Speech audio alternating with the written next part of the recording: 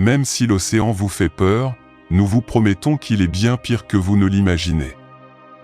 Les requins tueurs et les calmars géants ne sont que la pointe de l'iceberg parmi les monstres qui vivent dans les profondeurs. Nous vivons notre vie en les ignorant pour la plupart, mais peut-être devrions-nous en être plus conscients, parce qu'ils sont vraiment effrayants. Numéro 1. Une espèce de ver marin des grands fonds récemment découverte présente une stratégie de défense remarquable. Ce ver unique libère de petites structures lumineuses ressemblant à des ballons pour confondre les prédateurs potentiels. Les chercheurs utilisant des robots sous-marins ont identifié cette nouvelle espèce de vers segmenté, dont 5 utilisent ces bombes lumineuses comme distraction contre les attaquants. Ces structures lumineuses semblent être des parties modifiées de branchies qui ne s'allument que lorsqu'elles sont expulsées, créant une distraction visuelle qui permet au ver d'échapper à sa capture. Ces créatures agiles habitent des profondeurs allant jusqu'à 3 km et utilisent des poils en forme de peigne sur leur corps pour se propulser dans les eaux sombres et froides des profondeurs océaniques. La bioluminescence est un outil essentiel à leur survie. La découverte de ces bombardiers verts souligne les incroyables adaptations que les organismes des grands fonds ont développées pour prospérer dans des environnements aussi extrêmes et sombres. Numéro 2.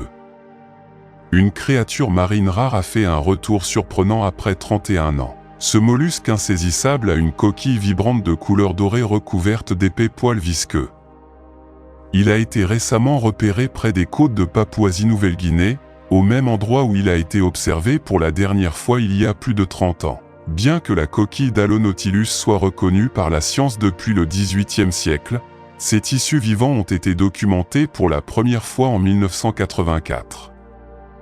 Bien qu'il s'agisse d'un proche parent du nautile, il présente des différences clés, comme sa coquille jaune-orangée recouverte d'une couche glissante de nautile poils, ce qui rend difficile la capture des prédateurs. Habitant des eaux moins profondes à proximité des formations rocheuses, l'Alonautilus n'a pas besoin de nager beaucoup comme ses parents qui vivent dans des régions plus profondes. Cette couche visqueuse semble être une adaptation pour échapper aux prédateurs dans les eaux chaudes pleines de menaces. Numéro 3. Récemment, un pêcheur près des Florida Keys a fait une découverte surprenante, un requin bulldog avec un fœtus vivant à 2 têtes. Cette découverte extraordinaire est l'un des rares cas documentés de requins à 2 têtes, et c'est la première fois qu'elle est enregistrée chez un requin bulldog. Cette condition inhabituelle se produit lorsqu'un embryon commence à se diviser en jumeaux, mais que le processus s'arrête à mi-chemin, donnant naissance à une créature à 2 têtes. Des chercheurs de la Michigan State University soulignent que cette mutation est exceptionnellement rare et peut survenir chez diverses espèces, dont les humains. Malheureusement, un requin à 2 têtes aurait du mal à survivre dans la nature en raison de sa forme anormale et de sa mobilité limitée pour chasser. Cependant, l'étude de ces types de déformations chez les requins pourrait fournir des informations précieuses sur des anomalies similaires chez d'autres espèces animales. Numéro 4. Des chercheurs ont récemment capturé des images rares d'un étrange diable marin, un type de baudroie, se déplaçant gracieusement le long du fond océanique des îles Galapagos. Ce poisson particulier, caractérisé par ses yeux exorbités et sa grosse tête, a été filmé à une profondeur de 373 mètres, utilisant des nageoires en forme de pied pour se déplacer sur le substrat rocheux.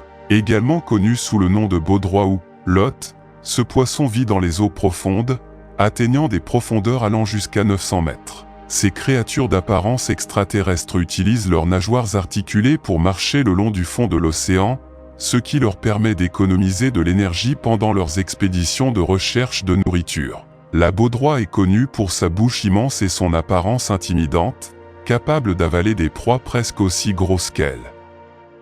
Il utilise un leurre spécialisé sur sa tête pour attirer ses proies potentielles, et une fois qu'elles sont suffisamment proches, il lance une attaque rapide pour la capturer. Leur régime alimentaire est principalement composé de poissons, de crustacés et même d'oiseaux marins qui s'aventurent trop près des fonds marins. Numéro 5. Des chercheurs ont découvert un extraordinaire cimetière sous-marin situé à près de 5400 mètres de profondeur dans l'océan Indien, rempli de milliers de dents de requin. Cette découverte remarquable a eu lieu au cours d'une expédition d'un mois et, étonnamment, le dernier jour du voyage.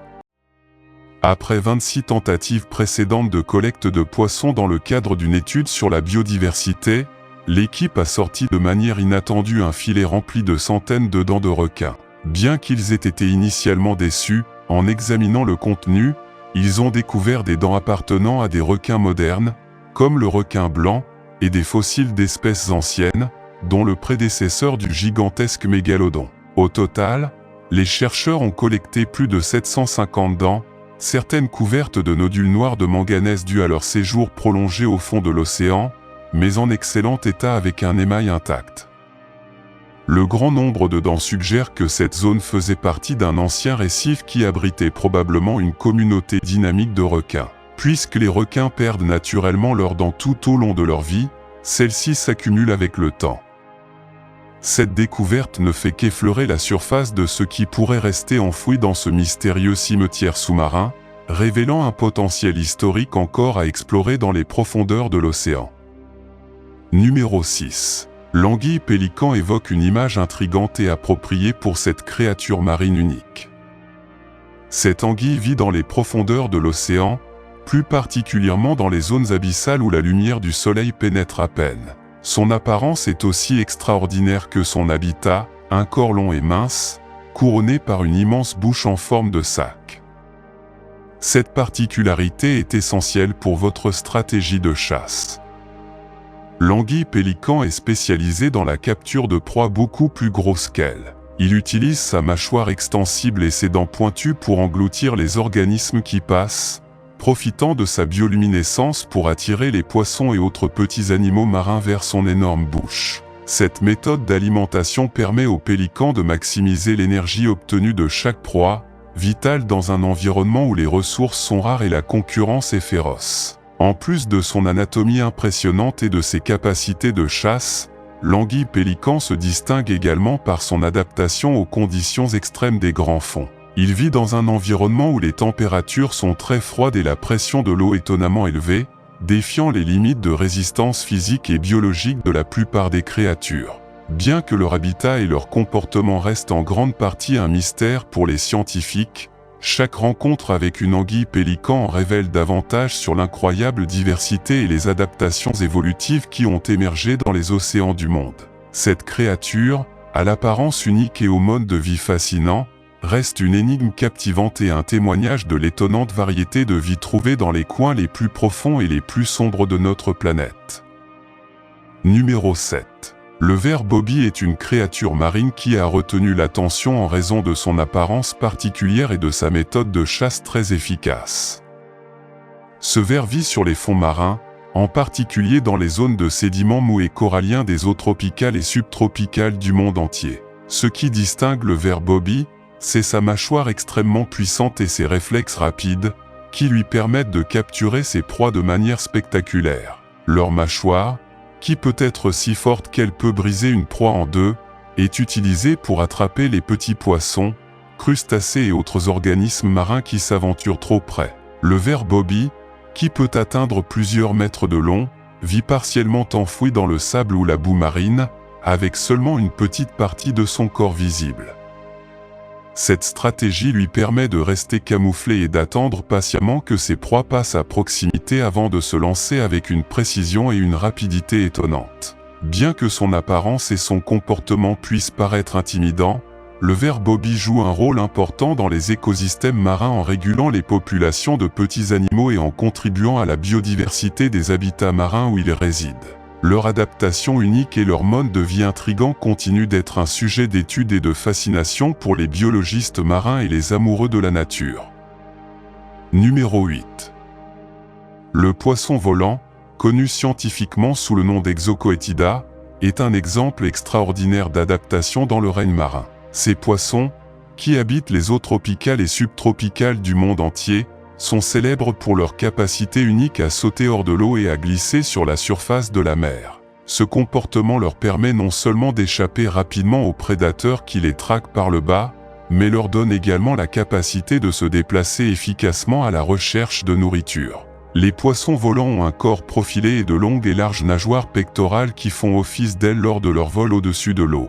Ces ailerons sont spécialement adaptés pour assurer portance et stabilité lors du vol à voile, leur permettant de parcourir des distances importantes au-dessus de la surface de la mer avant de retourner à l'eau. Bien que leur vol soit généralement court et dure généralement quelques secondes, certains poissons volants ont été observés sur des distances de vol plané allant jusqu'à 200 mètres, ce qui est impressionnant pour un animal aquatique. Le comportement de vol des poissons volants est crucial pour leur survie dans un environnement marin compétitif et dangereux. En sautant hors de l'eau, ils peuvent éviter d'être capturés par des prédateurs tels que les plus gros poissons, les dauphins et les oiseaux marins qui se cachent dans les profondeurs. De plus, le vol leur permet d'accéder à des zones riches en plancton et en d'autres organismes qui font partie de leur alimentation, optimisant ainsi leurs possibilités d'alimentation. Bien que les poissons volants aient une adaptation impressionnante pour voler au-dessus de l'eau, ce sont des poissons relativement petits qui ne dépassent généralement pas 30 cm de longueur. Leur taille compacte et leur capacité à voler en font des créatures uniques et fascinantes au sein du royaume marin, captivant l'imagination des scientifiques et des observateurs de la nature. Numéro 9. Le dragon de mer feuillu est une créature marine vraiment fascinante qui habite les eaux côtières du sud de l'Australie. Son nom commun dérive de son apparence unique et des nageoires feuillues qui courent le long de son corps, qui ressemblent aux feuilles d'algues. Cette extraordinaire adaptation lui permet de se camoufler parfaitement parmi les algues et éponges qui composent son habitat naturel. Ce dragon de mer est connu pour son apparence délicate et ses mouvements gracieux, ce qui en fait l'une des créatures les plus charmantes et photogéniques des océans. Son corps allongé et fin, qui peut atteindre jusqu'à 35 cm de longueur, est orné de protubérances et d'épines qui renforcent encore son camouflage parmi la végétation marine. Contrairement aux autres animaux marins, le dragon de mer feuillu possède un type de reproduction unique. Les mâles sont chargés d'incuber les œufs fécondés dans une sorte de sac incubateur situé au bas de la queue. Durant cette période, qui peut durer plusieurs semaines, le mâle soigne et protège les œufs jusqu'à leur éclosion, libérant ainsi les minuscules nouveau-nés qui nagent librement dans les eaux. Bien que le dragon de mer à feuilles ait été protégé en raison de sa vulnérabilité aux prises accessoires et à la dégradation de son habitat, les efforts de conservation ont contribué à stabiliser certaines populations. Cependant, sa beauté unique et son rôle dans les écosystèmes marins continuent de captiver les scientifiques, les défenseurs de l'environnement et les amoureux de la nature, garantissant que ce joyau de l'océan puisse continuer à être admiré et protégé pour les générations futures. Numéro 10. Les poissons des grands fonds ont souvent une apparence très peu attrayante. Certains d'entre eux peuvent effrayer même les pêcheurs les plus expérimentés. Un tel incident s'est produit avec un habitant d'un village de pêcheurs de la province de Krabi, en Thaïlande. Un homme nommé Prersul se consacre presque quotidiennement à la pêche. Un de ces jours, il sortit de l'eau un poisson si étrange et si laid qu'il eut terriblement peur et le laissa sur le rivage. Après cela, Prère a couru chez lui pour parler à sa famille de la terrifiante capture. Ses proches l'ont calmé et il a décidé de récupérer le poisson. Lorsque Prère revint à terre, le poisson était déjà mort. À la maison, il l'a mesuré, le poisson mesurait 42 cm de long et pesait près de 3 kg. Le poisson avait l'air vraiment effrayant, avec un petit corps, une énorme tête qui ressemblait à un visage humain et une bouche large et massive. Les villageois considéraient le poisson comme une incarnation du mal, estimant que cette créature apportait le malheur à leur colonie. Cependant, les biologistes ont tenté d'expliquer à ces personnes qu'il ne s'agissait pas d'un mauvais esprit, mais d'une sorte de guetteur. Ces poissons habitent les eaux peu profondes et profondes. Leurs grosses têtes sont nécessaires pour creuser le sable en attendant leur proie. Ces poissons ont vraiment l'air très désagréables. Numéro 11. En 2021, un étudiant africain nommé Don Marx a fait un petit voyage sur les rives de l'océan Atlantique, près du cap des Aiguilles, pour pêcher. Il a choisi un endroit prometteur et on s'attendait à ce que la capture soit bonne. Le premier poisson qu'il a attrapé était un vivano rouge de 3 kg. Cependant, ce qui l'a surpris n'était pas la taille de la prise, mais ce qu'il a trouvé dans sa bouche. Lorsque l'hameçon a été retiré, à la place de la langue du poisson, il y avait une créature dégoûtante. Don a avoué qu'il pêchait depuis son enfance et qu'il n'avait jamais rien vu de tel auparavant. Il a donc pris une photo de l'étrange créature remplaçant la langue du poisson et l'a envoyée à sa connaissance, le biologiste Nico Smith. Nico a dit à Don que cette créature est un parasite, une des espèces d'isopodes. Ces animaux se nourrissent de la langue des vivaneaux, suçant progressivement le sang et consommant de la viande. Ils quittent le poisson sans langue et adhèrent fermement à la cavité buccale, remplaçant l'organe perdu. Étonnamment, ces isopodes sont les seuls parasites au monde capables de remplacer complètement l'organe de leur hôte. Ils aident le poisson à maintenir ses proies contre le palais de sa bouche, comme une langue. Il n'est pas conseillé de retirer l'isopode de la cavité buccale, car cela priverait le poisson d'un remplacement de langue. De plus, les parasites adhèrent si fermement à la membrane muqueuse du cerveau qu'il est presque impossible de les détacher. Numéro 12. Les requins du Groenland peuvent vivre plus de 250 ans, et les scientifiques pensent qu'ils pourraient percer le secret d'une durée de vie plus longue chez les humains. Les requins du Groenland sont connus pour leur croissance lente dans les habitats glacials. Ces requins grandissent moins d'1 centimètre par an et mettent plus d'1 siècle pour atteindre leur maturité. Les scientifiques ont utilisé la datation au radiocarbone des yeux de ces requins pour déterminer leur âge, révélant qu'ils peuvent vivre au moins 272 ans, certaines estimations suggérant que leur longévité pourrait dépasser 400 ans.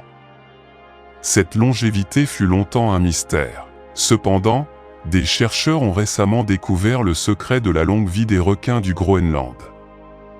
Les recherches indiquent que les requins du Groenland ont un métabolisme remarquablement stable, contrairement à la plupart des animaux. Leur activité métabolique musculaire ne varie pas significativement avec l'âge. Cette cohérence métabolique pourrait être un facteur clé de leur longévité. Les scientifiques espèrent désormais qu'en comprenant la croissance des requins du Groenland, ils pourront prolonger notre vie. Cependant, ce n'est pas ce que vous pensez. Les scientifiques étudient comment les processus métaboliques stables de ces requins pourraient éclairer de nouvelles stratégies de lutte contre les maladies liées à l'âge chez l'homme, en particulier dans le domaine de la santé cardiovasculaire. Les enzymes qui restent actives chez ces requins même à un âge avancé pourraient offrir des indices pour développer des traitements qui maintiennent la santé cardiaque et la vitalité globale des humains. Malheureusement pour nous, l'avenir du requin du Groenland est incertain. Avec une durée de génération aussi longue, ils n'atteignent leur maturité qu'à l'âge de 150 ans environ, ce qui les rend vulnérables et susceptibles de succomber au changement. Numéro 13. Au cours de l'été 1982, un plongeur local nommé Mehmet est tombé sur quelque chose d'extraordinaire au large du Bran, près de Kos, dans le sud-ouest de la Turquie.